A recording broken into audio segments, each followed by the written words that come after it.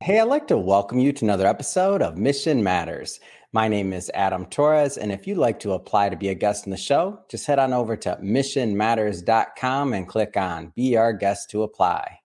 All right, so today I have Patrick Lang on the line. He's founder and CEO at Certainty Management and also host of a show on Voice America, which is new. It's recently launched, and we're definitely going to talk about that. So, hey, Patrick, first, just want to say welcome to the show. Happy to be here, Adam. Thanks. Okay, Patrick. So I'm excited to get into Certainty Management, of course, your firm. We'll talk about the new radio show. Congrats on that. And of course, we will talk about the new book that you'll be launching with Mission Matters. And just for all the audience, just so you know, this will be the first of a two-part interview that I'll be doing with Patrick. So today we're going to skim the surface a little bit on the book, but we'll bring him back to do a deep dive once the book is live. But we'll start this episode, Patrick, the way that we start them all with our Mission Matters Minute. So, Patrick, we at Mission Matters, we amplify stories for entrepreneurs, executives, and experts. That's our mission. Patrick, what mission matters to you? Well, we are by trade a cost reduction firm. And so our entire focus is to help increase profitability for our clients. We use the mantra profitability, protection, and purpose because we help increase our profitability through our cost reduction work, through our deep discount benefits, et cetera, et cetera. But we also use what we do to help raise funding for nonprofits. We realize we could do more than just make an income. We can make a difference. So we can literally raise unlimited zero-cost funding for any organization in need. So if we have a mission that matters, it's to help strengthen our clients and help strengthen our communities in the process. It's great. Love bringing mission-based entrepreneurs on the show to share why they do what they do, how they're doing it, and really what we can all learn from it so that we can all benefit and grow together. So again, great to have you on. So I want to go a little bit further back in your career to start us off. Where did the idea of entrepreneurship or being a business owner, where did that start for you?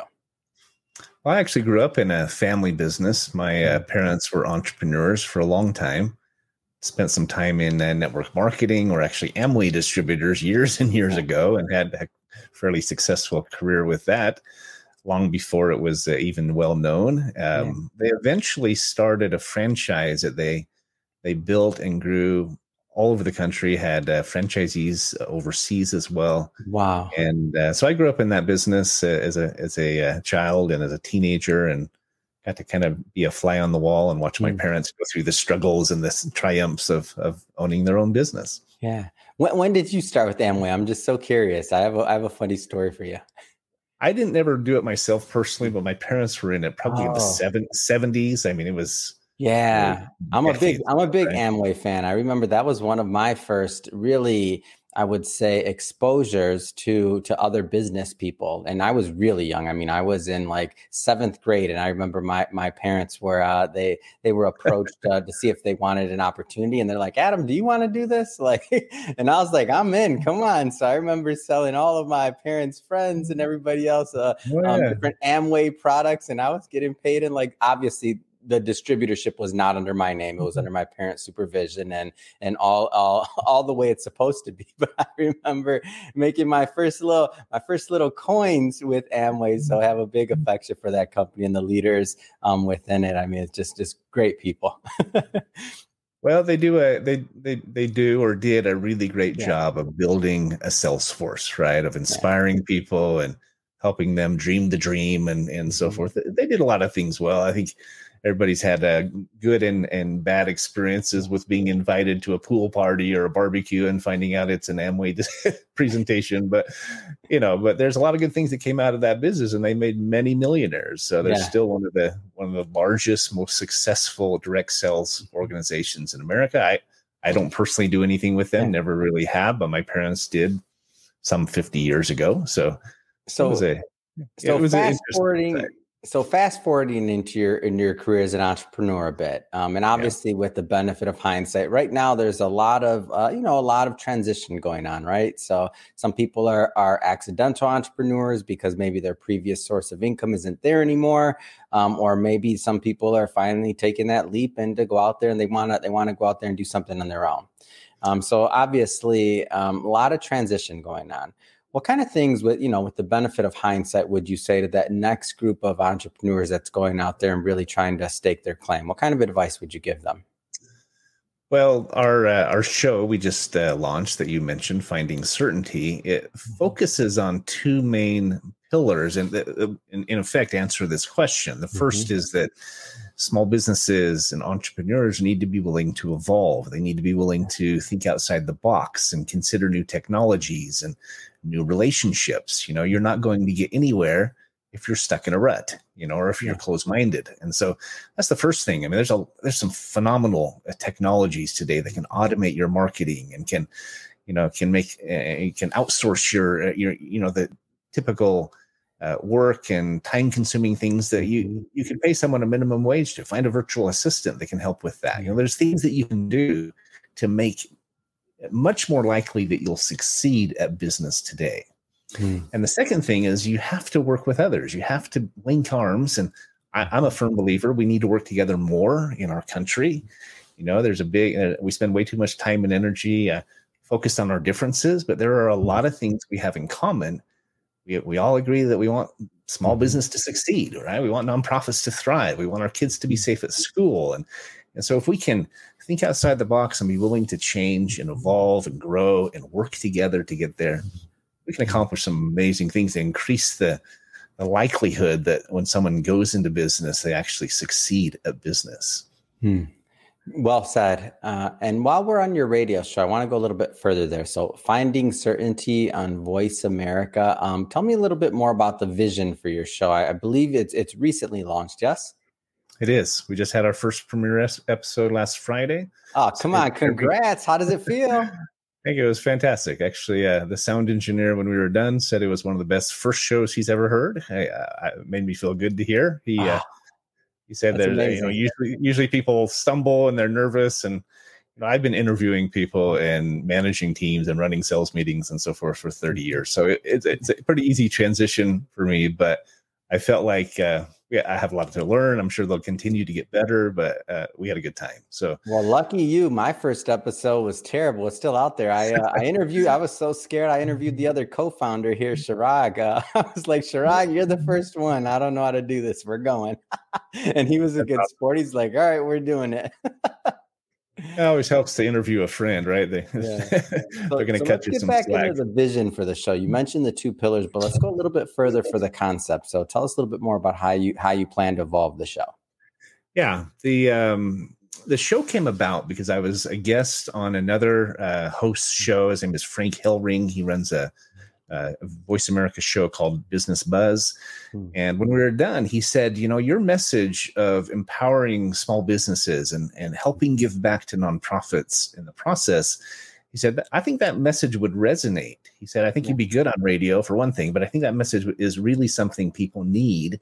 They're looking for answers. They're looking for certainty, which is our catchphrase. Our company is Certainty Management. And so he said, I can get you an audience with the general manager if you want. Let's see if they like the concept. And long story short, they did. We got a unanimous approval from the board, and we decided to put together the show because small businesses are in crisis. We've lost 50% of our nonprofits have gone out of business. Wow. There's a third of the restaurants in New York have closed their doors. I mean, the list goes on. And yet small business is not small. We're 50% of the GNP. We're 85% of the hiring out there. So we're a massive force. It's underrepresented in Washington. We need help. And so we wanted to put together a show that hopefully help provide some resources, some insights, some experience. A lot of it learned from the hard knocks of entrepreneurship, and help shorten the learning curve for businesses out there. That's ultimately what it comes down to. We want to help more of them to be successful, because if we can strengthen them, we strengthen our communities, we strengthen our nation. And I feel like you hosting this show, not just because of, your talent in running meetings and things like that for 30 years, but you have a unique vantage point because you're working with small businesses through certainty management like every day. So you're seeing, what's going on, especially and also on the nonprofit side, as you mentioned. So you're seeing what's going on. So you have maybe a unique pulse over and above what you can read in the headlines of what's really going on in the market. Am I off on this? No, you're absolutely right. Part of the vision of Voice America is to have real businesses running real talk shows. And so they want to have people who are in the trenches, right? People who are really out there doing, not just talking about something, but actually talking about what they're doing. And so, I grew up in a family business, as I said. I've owned my own companies, two different consulting firms, done my fair share of sales and marketing, been in management within corporate America and small business. The variety that I've had throughout my life has given me a fair amount of insight, right? I've made a lot of mistakes. I've had some phenomenal mentors. All of that combines to give me some unique insights. We've got some really extraordinary guests coming on the show that are far more talented than me, but I'm going to open up their brains and get them to share. And it's, I think it's going to be a really valuable resource, and it's going to be a lot of fun too. I mean, it's fun interviewing people and sharing. So now that you're on the other side of the mic, what would you tell to those that are out there watching this that have always considered it, but just have never taken that step or that leap? And I don't mean it has to be a radio show. It could be a Facebook Live. It could be a podcast. It could be whatever. But for that person that has that message or that thing that they want to get out there, but just haven't really taken that step, like what kind of things would you tell them? Well, first and foremost, it's all about your listener much more than it is about you.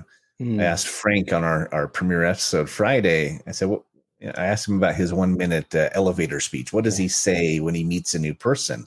And I loved his response because he said, it's all about them. He says, I want to get to know them. So I ask a lot more questions than I do talk about myself. He says, we have to remember we have 2 ears and 1 mouth. We have to remember that it's all about relationships. And so that's the first thing, is really be interested in other people and learn how to be a good listener, right? Learn how to ask good questions.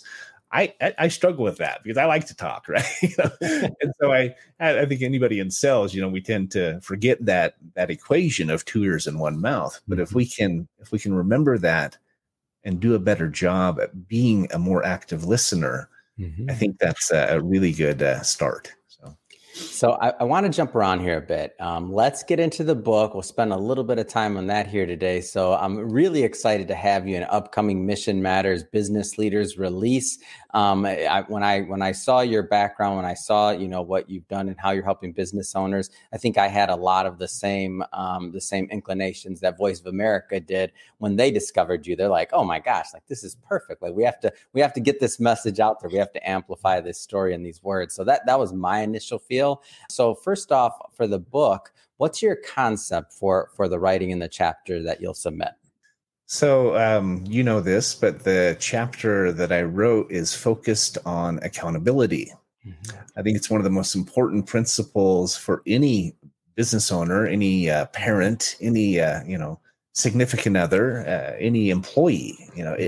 We talk about how it's easy to fall into what we call a victim cycle or a victim mindset, where we're pointing fingers, we're passing the buck, we're even just paralyzed by saying it's not my job, or I don't understand, I don't know what to do. These are all victim patterns, and it's really essential that we avoid that. And they're going to happen, right? We all do it at times, and we get put in situations where we feel out of control or we feel overwhelmed. But I talk about how one of the most important questions we can ask is, what else can I do? Right. Where we see a problem, right? We have to own it. We have to do it. I actually learned this principle from a book called The Oz Principle. I was taught by a group called Partnerships in Leadership, who are absolutely fantastic. But so I can't take credit for it, but I've applied it in my own career and seen extraordinary results from this simple yet powerful principle of asking, what else can I do? And sometimes it's you need help. What you need to do is turn to someone else who's better at that area, or who has more experience. That's not being a victim.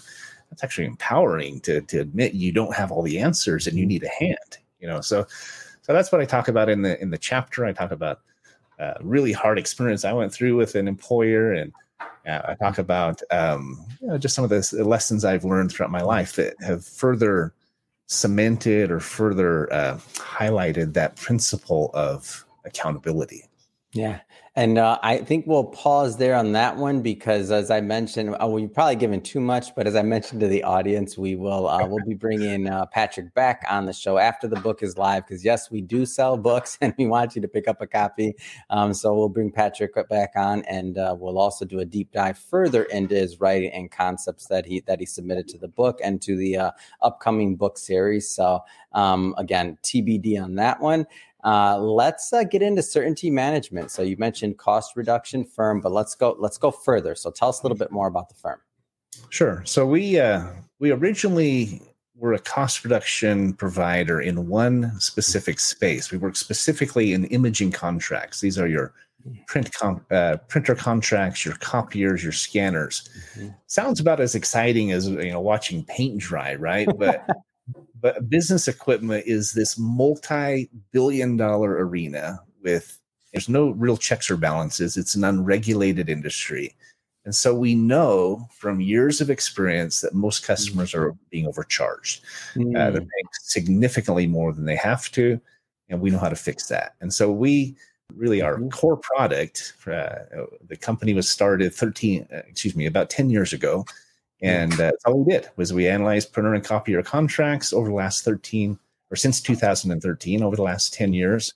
Us and our partner in that space, company named Nuclo Group, we've seen over $240 million of hardware contracts influenced.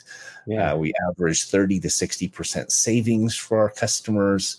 We can literally look at their existing. Let's not glance over. That's significant. Did you say 30%? 30 to 60%. Yeah. Wow. We can literally look at their contract and cut it in half in most cases.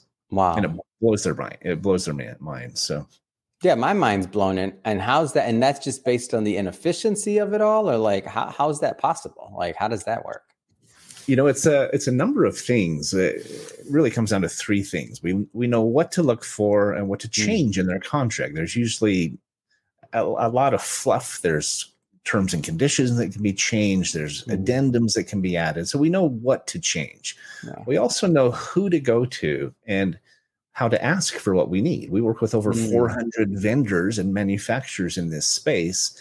They know who we are. They know that we know what they know. And so it changes the conversation completely. They don't try to play games with us. It's not even what I call negotiation, because all the cards are on the table. Yeah. Lastly, we have the collective buying power of all of our clientele. We have public companies and large universities and so forth, law firms and hospitals, and the list goes on. But collectively, we have a very big footprint. And so we qualify for promotions and discounts and pricing tiers and so forth that most clients can't get on their own. Doesn't matter how big they are. You could be a public company, but you plus all of our other clients will always be larger. And so it's those three things. It's knowing what to change, who to go to, and having that collective leverage or buying power that makes the difference. And so that's where we cut our teeth, but we've expanded since there. But that is really where we started as a cost reduction firm, focused in that one area alone. So tell me about the expansion and kind of how this evolved. Well, it's funny. I was laughing with one of my partners about this yesterday, because we used to wear it like a badge of pride that we do one thing and we do it really well. Yeah. And even when customers ask this, because, you just save a customer $200,000 or something, the first question out of their mouth is, can you help me in any of these other areas? Can you help me with my insurance or my That's when you're doing good work, though, is when they say, hey, can you help me with this? Or can you help me with something else? Our entire business has come from referrals because of that exact fact. We do zero advertising to speak of, but it's all been word of mouth. And so for a long time, though, we said, this is the only thing we do. And finally we said, why are we doing this? There's great companies out there we could partner with and provide additional services. And so we started expanding, and we brought on cost reduction in a number of other areas, business areas. We help clients recover payroll taxes through the Employee Retention Tax Credit. We help customers. We can go back and do a 3-year audit on their expenses and help them recover funds that way. We can renegotiate ongoing prices in their business bills, their personal bills. We have a wholesale travel division. The list goes on, but it's been really smart and a really enjoyable process because we just feel like we're offering our clients so much more value now. Also creates additional revenue streams, some of which are residual, which is, not back to the Amway conversation. I mean, who doesn't want residual income, right? But, of course. And so it's been a good move for us, and we feel like it's been truly a win-win for us, our vendors, and win-win-win, most of all for the clients. Where did this idea or this focus to work with nonprofits, like how did that come about? It's a really great question. We, we've always wanted to have our own social impact, affect our communities. We felt like we were doing that through our cost reduction. We've served nonprofits from a cost reduction standpoint. For sure. But we were sitting at I can remember the day, we were sitting at a table in a cafe up in the mountains, Rocky Mountains, looking out over Salt Lake Valley and up in Utah. And we were with the development director for a nonprofit named Operation Underground Railroad. Fantastic organization. They help combat child sex trafficking and slavery, and they're just amazing. But we were talking to him about how we could lower their costs and put some money back in their pockets. And he said, it was him who said, I don't think you're even scratching the surface of what you could do for nonprofits. Wow. He said, you could use what you're doing to help raise funding for nonprofits.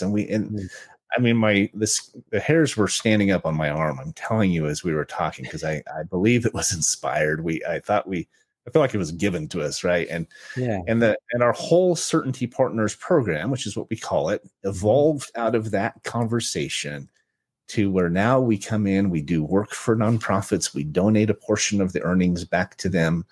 If they refer us to a board member, for example, or a donor, we do our work for them. We donate a portion, as much as 50%, back to the nonprofit. And we encourage the donor to match our donation. So it could literally be 100% of our earnings on a job that gets channeled or directed to the nonprofit. Now, this is a new program for us. I wish I could say we've been doing it for 10 years. We have hundreds of examples, but it's a new program that is getting a lot of feedback. And we're talking to some of the largest nonprofits in America about how we can literally raise them unlimited zero-cost funding, and getting a lot of positive press, a lot of feedback. People are very excited about it, and we're pretty excited about it too. So, man, that is exciting. And if you look at the possibility of that, and what's interesting is sometimes an idea, like I like how you kind of some of the theme that you've been weaving through this entire interview is the idea of being able to evolve or to adjust as an entrepreneur, right. Not just for different like economic environment things, but also just to add value, like to think about your core mission and what it is and how you choose to add value. So the growth out of which, by the way, I love the idea that you said we do one thing and we do one thing great. I think that's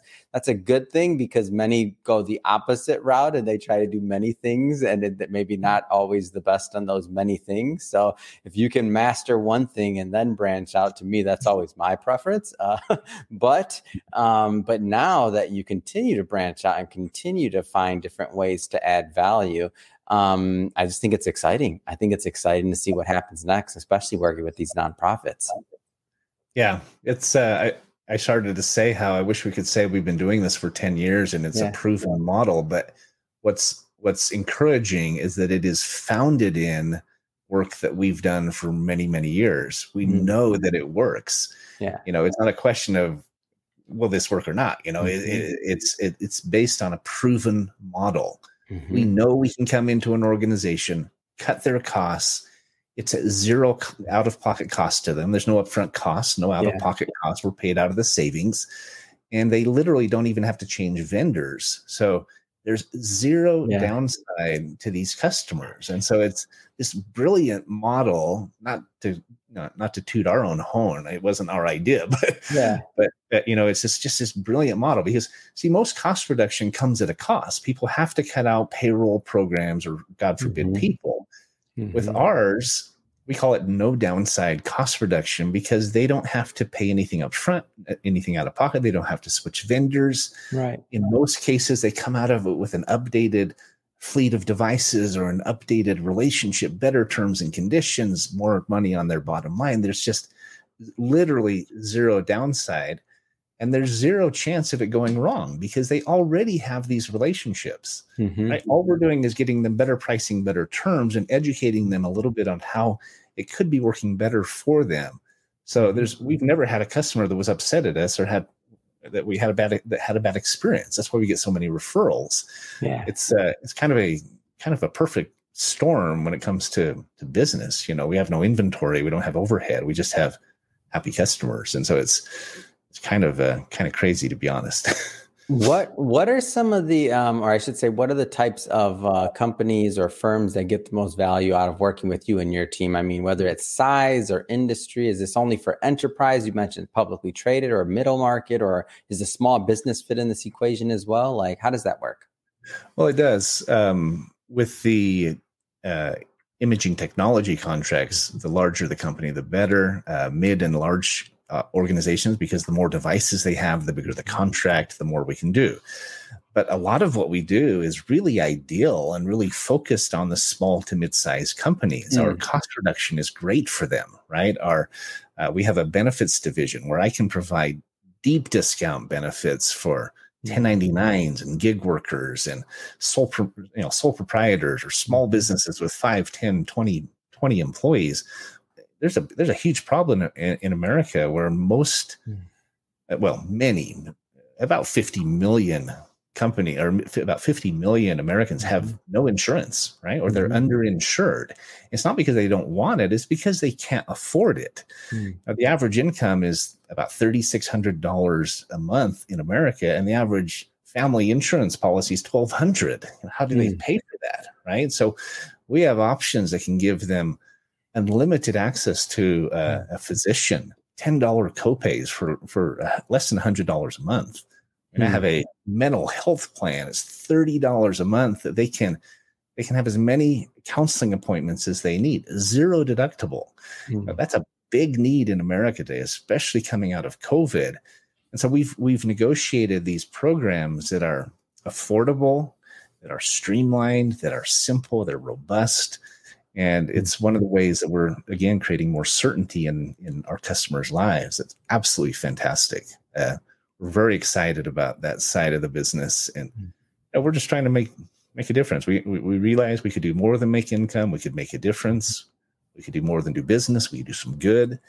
That's what we're trying to do. And it's working. So it's great. It's a great story and one that I'm happy to bring to my audience. A lot going on. Of course, new book you're launching with us, new radio show with Voice of America, helping business owners, your nonprofit program that you're also working through. I mean, I have to ask, what's next? I mean, what's next for you? What's next for the company?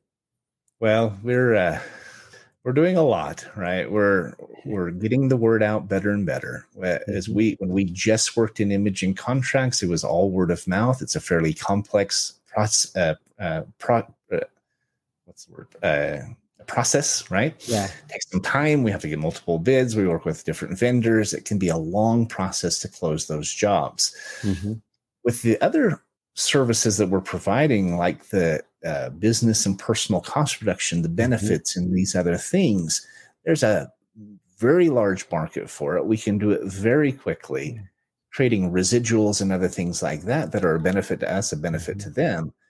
And so our company's evolving into a company where we want to get the word out, not just on a word of mouth basis, one at a time, but to the masses, because we have services now that can help every American out there. We have clients across the US and Canada, but we can literally help every one of them, not just those bigger organizations that have a contract that's for their printers and copiers, and we can help them save $1 million.